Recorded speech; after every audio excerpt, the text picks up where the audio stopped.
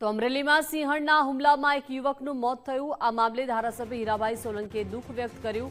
જણાવ્યું કે સિંહણ દ્વારા માનવ શિકાર ખૂબ દુઃખદ બાબત કહેવાય। સિંહણની સંખ્યા સામે વન વિભાગનો સ્ટાફ વધારો, વનકર્મીઓ અને ટ્રેકર્સ વધારવા સરકારને પત્ર લખીશ। સિંહોની વસ્તી વધવા સાથે સુરક્ષા પણ જરૂરી છે।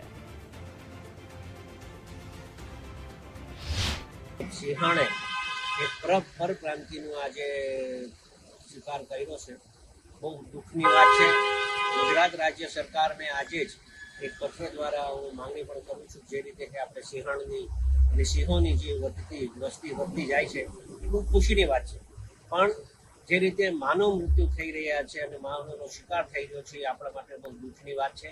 ત્યારે સરકારશ્રી પાસે એક નિવેદન હું કરવા માંગુ છું કે તાત્કાલિક જ આપણે જેમ સિંહણની સંખ્યા વધી હોય તો એ રીતે આપણે ફોરેસ્ટમાં અધિકારીઓની પણ સંખ્યા વધવી જોઈએ અને કેરટેકરોની પણ સંખ્યા વધવી જોઈએ, જેના કારણે આવા બનાવો બનતા અટકે।